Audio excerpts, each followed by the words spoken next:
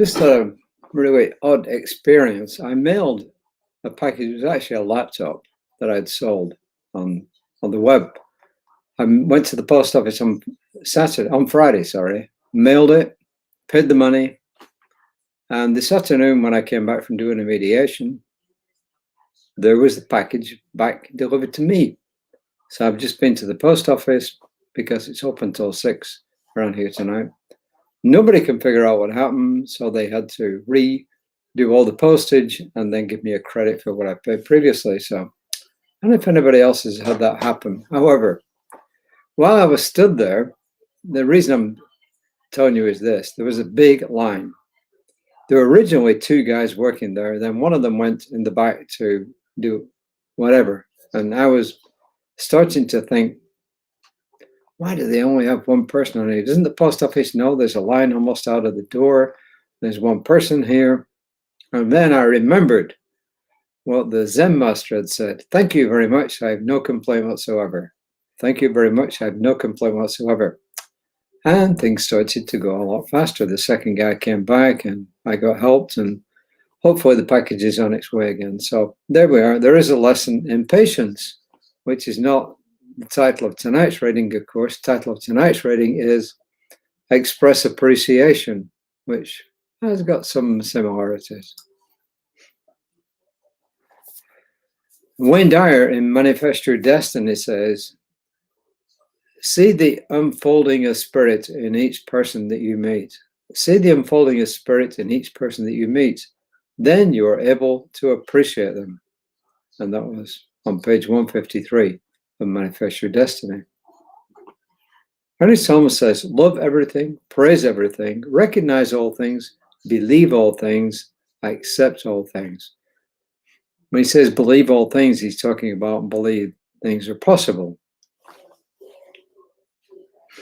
And that's actually from the science. This deserves a bit of explanation because it's actually from the Science of Mind magazine in July of 2001. It's on page 12.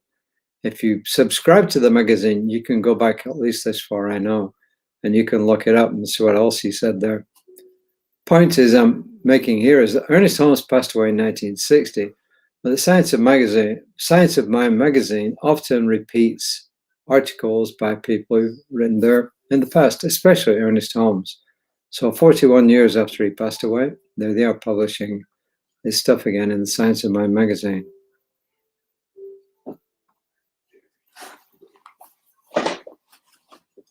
Then Reverend Joanne goes on to say this, I loved a recent letter to the editor of my newspaper.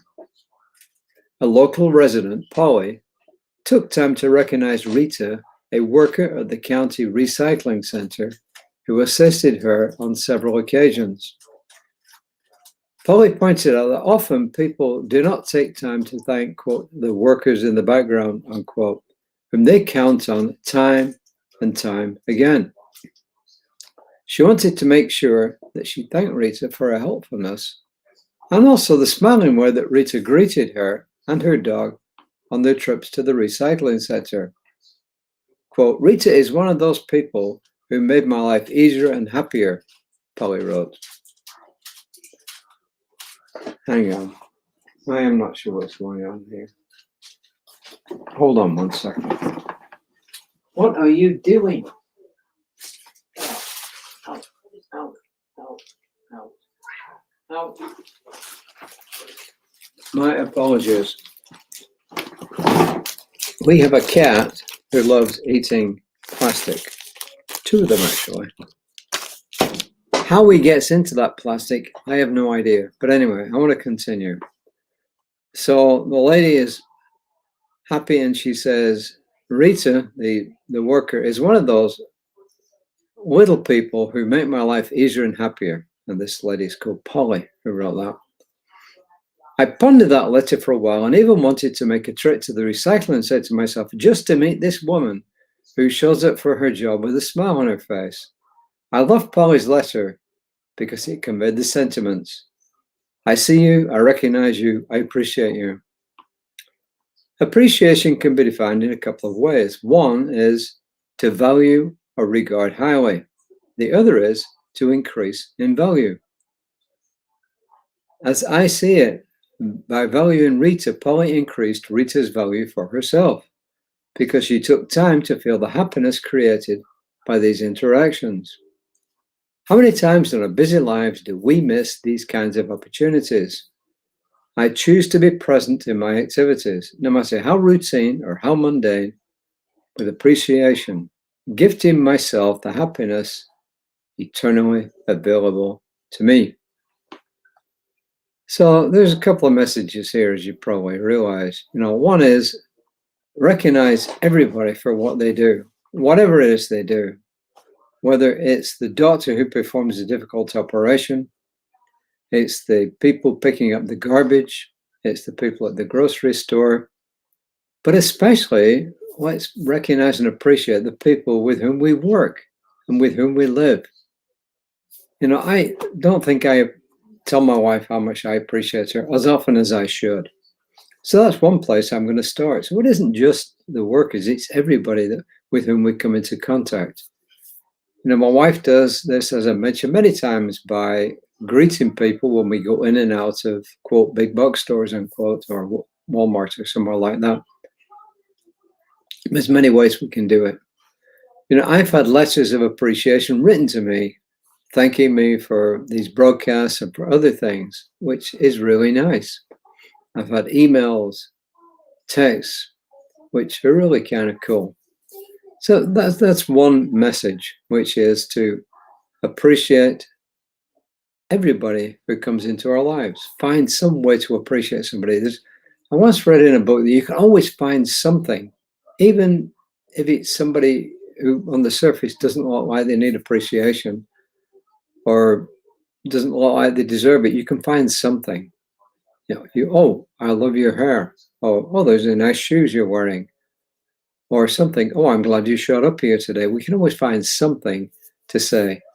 And often the people who come in with sour expressions on their faces are not sour people, unquote. They're maybe in the midst of something that isn't pleasant. Who knows? I mean, who really knows? So that's really the first lesson, that we give appreciation to what's going on around us in our lives. And the second thing is this, that when we do this, we have to feel better about ourselves. And that goes with the saying on all levels. It's impossible to give without receiving something in return. When you give from the heart, whether it's money, it's appreciation, whatever it is, service, whatever.